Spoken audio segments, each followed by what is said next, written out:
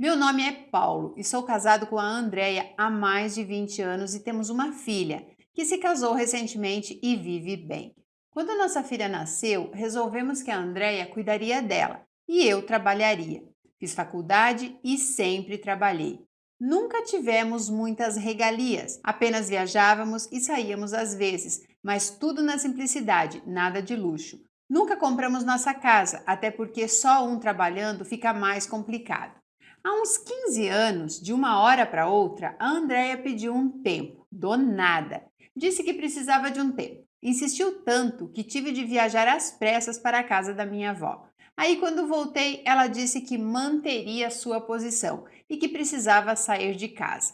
Relutei, mas não teve jeito. Fui morar um mês com um amigo. Passado esse tempo, ela me aceitou de volta e nunca conversamos abertamente sobre isso. Não sabia o que tinha acontecido, ela nunca me falou e passou. Voltamos a viver bem. Os anos se passaram e, por uma decisão errada, saí de um ótimo emprego e investimos num negócio onde mudamos de cidade e estado. Passamos um ano fora, vivemos bem, curtimos, não deu certo e acabamos voltando, ambos sem emprego.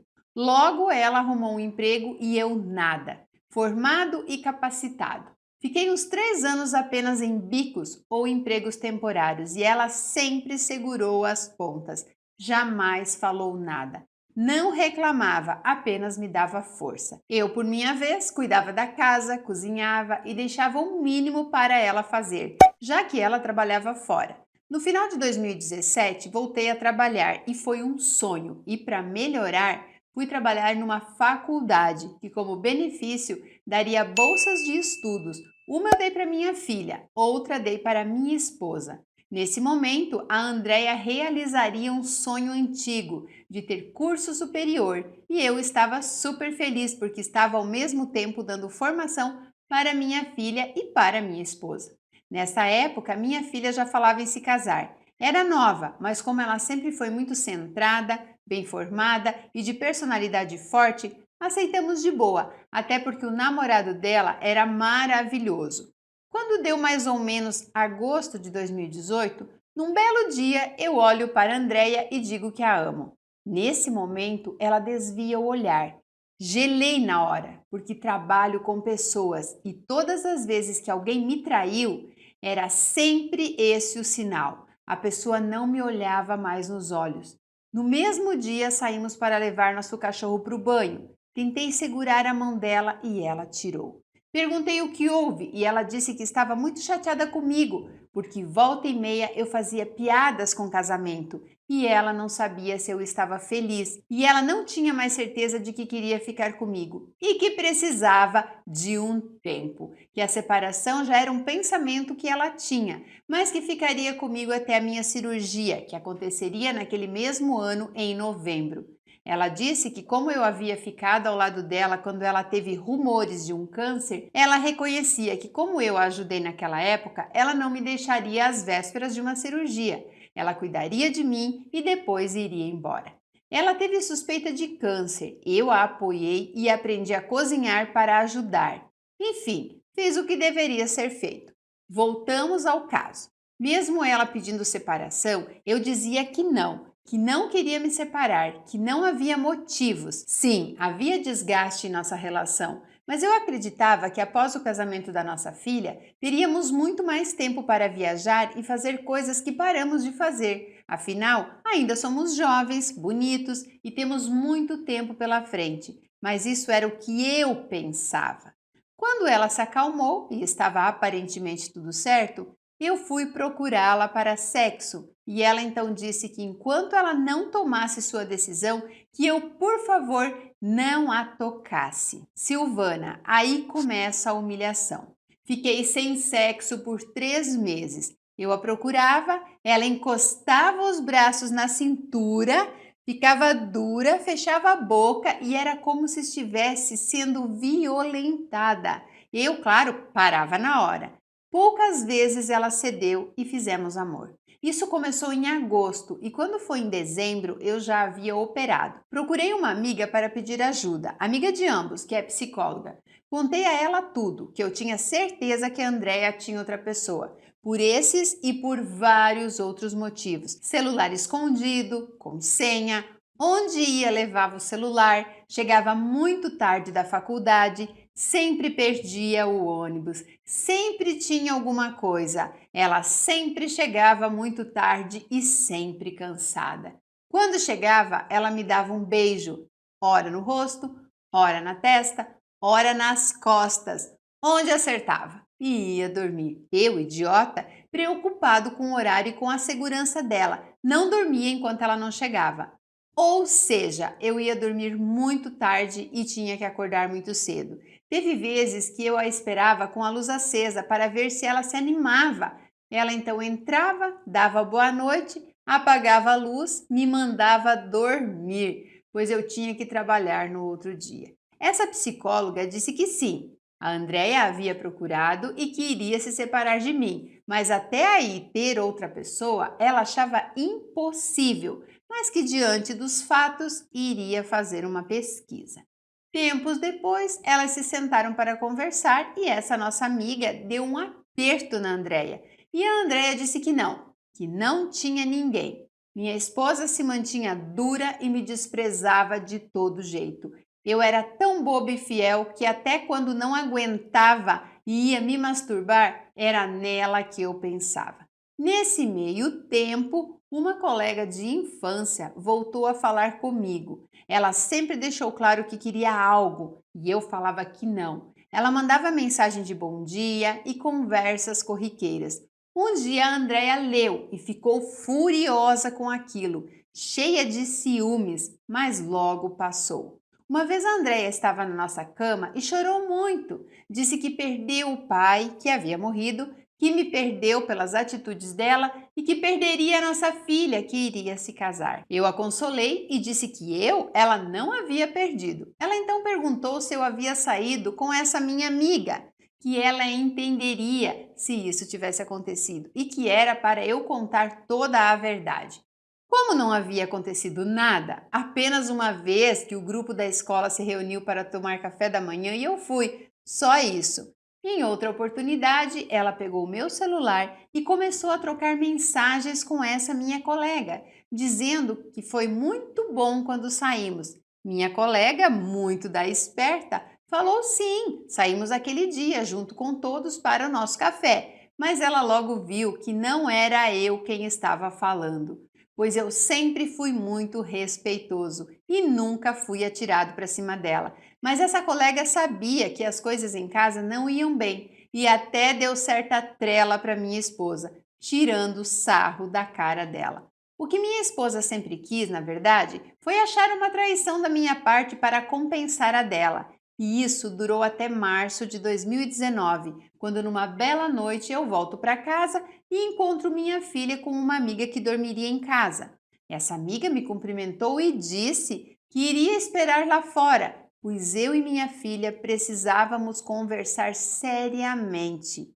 Minha filha, então, desesperada, disse que uma mulher havia entrado em seu Facebook e que precisava falar uma coisa da mãe dela. Então, elas trocaram o telefone e foram para o WhatsApp.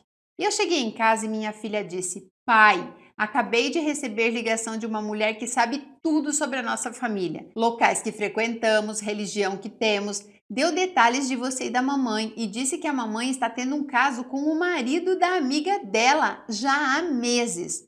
Como essa amiga não sabia o que fazer e não queria perder o casamento, pediu ajuda para ela, que passou a nos investigar até chegar em nossa filha. Minha filha, chorando, desesperada, porém muito brava, me disse que eu deveria botar a mãe dela para fora. Disse que ela já desconfiava, pois via a mãe sair pela manhã para fazer caminhada, sempre tomada banho e perfumada. Ela chegou a ler um bom dia, minha linda, no WhatsApp da mãe dela, e quando a confrontou, ela disse que era um colega da faculdade, que era gay.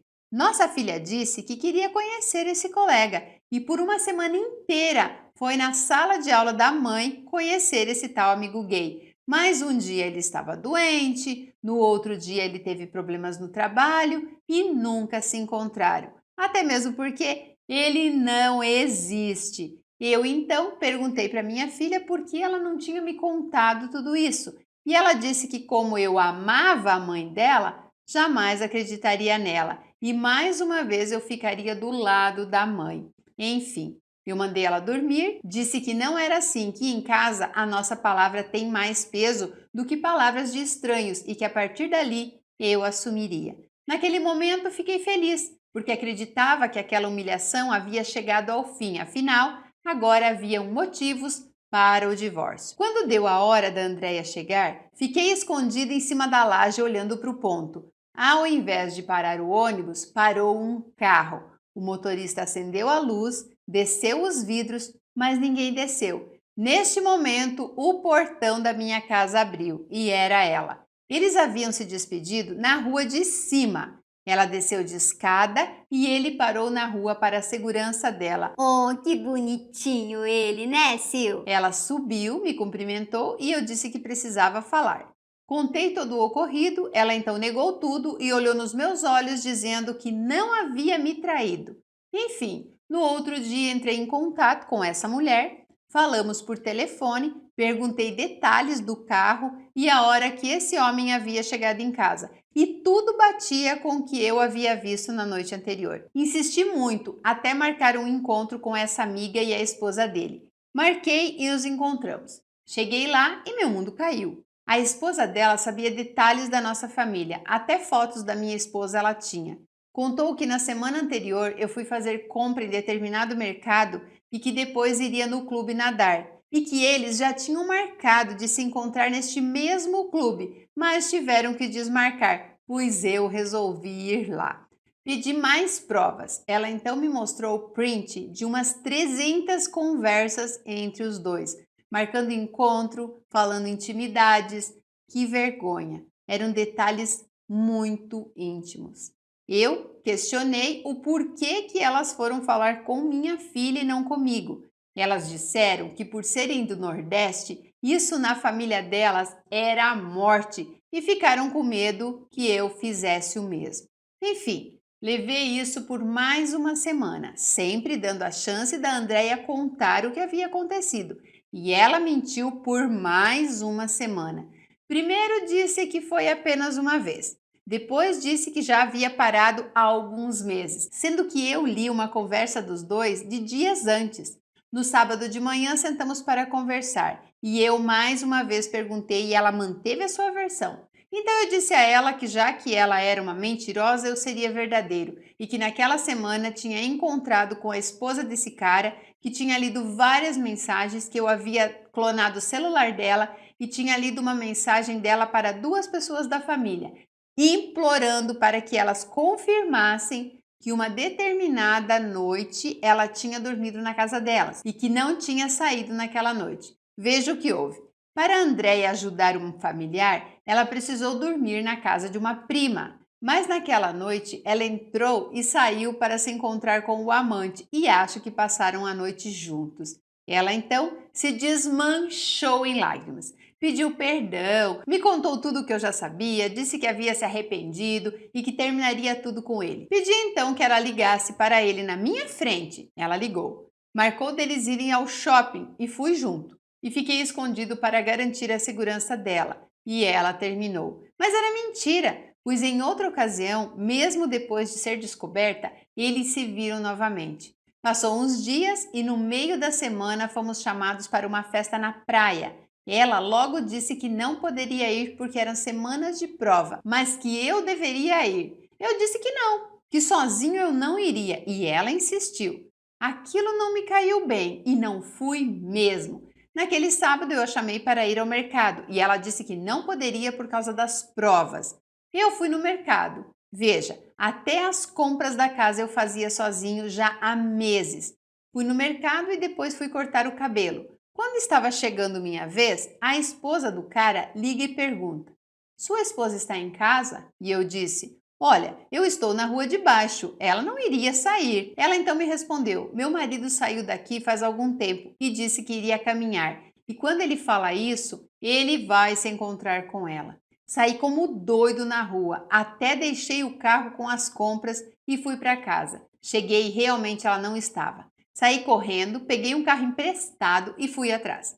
Quando passei numa rua atrás do shopping, vi o carro dele. Dei mais uma volta e os vi saindo do shopping, um ao lado do outro, como amigos apenas, conversando, mas indo em sentido ao carro dele. Era realmente o que eu precisava. Agora eu estava vendo. Fui para cima dele. Ela se colocou entre nós dois, tentando evitar o pior. Ele abriu o carro e pegou algo e colocou debaixo da camiseta, dentro da bermuda. Eu iria para cima dele, mas fiquei com medo, afinal faltavam 3 meses para o tão sonhado casamento da minha filha. E qual foi meu medo? Do cara estar armado e ferir a Andréia, ou me matar, ou eu matar ele e ser preso. De toda forma, a maior prejudicada seria minha filha. Eu disse a ele que iria embora, mas que ele não deveria ameaçar um homem e que um dia a gente iria se encontrar novamente. Ela entrou no carro e veio comigo. No meio do caminho, eu perguntei o porquê daquilo. E ela disse que a culpa era da esposa dele, que me ligava e fazia minha cabeça, que ela o havia chamado para conversar e pedir para que ele desse um jeito nela. Nessa hora eu perdi a cabeça e dei um tapa na cara dela, mandando ela parar de mentir. Sempre a culpa era de outra pessoa. Me arrependo pelo tapa, pedi perdão, mas foi com o carro em movimento, no meio do trânsito, ou seja, um tapa meio de lado, sem força, que nem marca deixou. Nem chorar ela chorou. Mas errei demais nesse momento, confesso que me arrependo. Fomos para casa, eu disse então que havia acabado e que ela deveria sair. Chorou muito e implorou para ficar, e depois que ela viu que não tinha mais jeito, ela tentou então sair chorando, desesperada, pegar uma mochila e botar as suas roupas, dizendo que iria para a rua, queria morar na rua, que na rua era o lugar dela. Eu disse que não era assim, que ela deveria primeiro arrumar um lugar e sair definitivamente. Afinal, eu não queria o mal dela, só não queria mais estar casado com ela. Disse ainda que não iria prejudicar ela em nada, que não iria tirar dela a bolsa de estudos e que ela deveria terminar os seus estudos.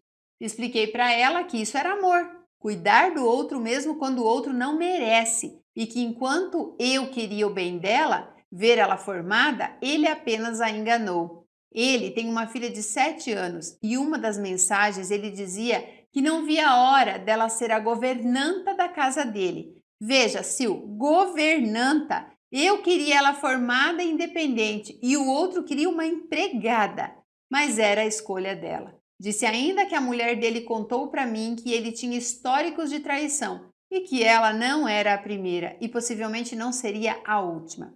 Silvana, eu sou um cara de família. A escolhi como esposa e nunca dei motivos para nada. Nunca tive contatinhos, nunca dei perdido. Há mais de 20 anos que não beijo outra mulher na boca, a não ser a dela. Sou um cara atraente, limpo, educado. E ela me trocou por um cara feio, muito feio. Quem via não entendia como ela tinha feito aquilo. Sempre quis saber o motivo. Ela nunca soube me dizer. Isso me mata e gera desconfiança, porque se ela não sabe o motivo, pode vir a fazer novamente. Ela implorou para ficar até que não teve jeito. Saiu e passou 2 semanas fora. 1 semana em cada casa. Não comia, não dormia, me ligava o dia todo. Os amigos que a acolheram meio que pressionavam por causa da saúde dela. Até que fiquei com dó e a deixei voltar. Mas era até arrumar um lugar definitivo, porque para mim já não dava mais e não achava certo dividir meus problemas com outras pessoas. Ela pediu então, por favor, para eu dar o abrigo a ela até o casamento da nossa filha, para evitar maiores problemas. Nesse tempo, passamos em psicólogos e fomos ajudados, mas nada do meu sentimento e trauma passar. Minha filha se casou e no começo deste ano de 2020, eu a chamei para conversar e pedi a separação. Ela entrou em desespero e disse que havia se arrependido e que era verdade, que ela mudou e voltou ao normal. Mas e eu, Silvana? O perdão é lindo, mas o que fazer comigo e com o que eu virei? Quando ela viu que eu falava sério, disse que iria dar sequência no plano dela de tirar a própria vida, que já tinha tudo na cabeça, até o nome do remédio, e que tinha até comentado isso com um primo, que mais tarde me confirmou tudo. Pronto, virei refém. Imagina se ela se mata. Adivinha quem será o culpado? Confesso que ando pela cidade procurando esse cara, que sumiu. Acho que só veio mesmo para destruir minha vida e desaparecer, pois eu não o acho. Quando lembro dele, minha mão se fecha e quero matá-lo. E de verdade, se eu o ver, não sei o que vou fazer. Mas se eu puder socar a cara dele, o farei até não ter mais forças. Quando vejo um carro igual ao dele, logo olho para a placa e quando vejo um casal dentro de um carro, imagino eles. É horrível! Hoje sou refém dela. Moramos numa das casas da minha família. Ela não tem trabalho, não tem onde morar, só terminará a faculdade no final de 2021 e não tem grana para nada. Como botar uma pessoa assim para fora de casa? Como minha filha iria me olhar? Lembra que eu falei que quando fiquei sem trabalho, ela segurou as pontas e nunca me jogou na cara? Então, tenho essa dívida com ela. Sou triste, às vezes fico depressivo, até fazemos sexo, mas tem vezes que eu nem gozo. Não consigo, não tenho planos com ela. Não a maltrato, não a deixo sem nada. Dou a ela tudo o que ela precisa, menos meu coração. Isso ela nunca mais terá. Por mais que esse e-mail ficou longo, faltam aqui dezenas de detalhes. Ela me traiu sem casa para morar, sem trabalho, estudando através de um benefício meu, agiu sem pensar e um nível bem alto. Como a área que ela estuda é muito difícil, eu não exigi que ela trabalhasse para que pudesse mergulhar de cabeça nos estudos. E como ela precisa fazer exercício físico por causa da saúde, eu a incentivei a fazer caminhadas neste local onde ela conheceu o cara. E o que ela fez? No tempo que deveria estar estudando, ela se encontrava com ele, pois foi nesse parque fazendo as caminhadas que ela o conheceu. E isso é dolorido demais.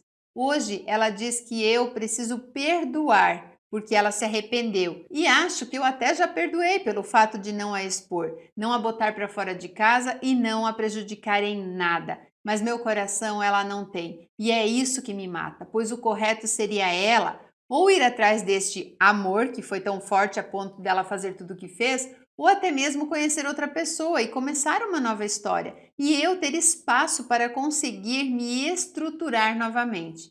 Ela foi covarde demais, porque ela não teve um caso, ela namorou com esse cara, mentiu, arquitetou, foi ruim demais em me maltratar como fazia. É isso, fui traído, humilhado, rejeitado e hoje sou refém de uma desequilibrada que chora o tempo todo. Tudo é motivo. Diante da menor situação onde ela se vê pressionada, ela chora. Eu tenho medo dela tirar a própria vida e depois todo mundo vir falar que sou eu o culpado. Hoje eu olho e desejo outras mulheres e acabo me sentindo mal. Perdi 2 oportunidades de ficar com outras pessoas, mas achei que não era hora, afinal, ainda sou casado. É isso então, eu gostaria muito de saber a sua opinião, Silvana.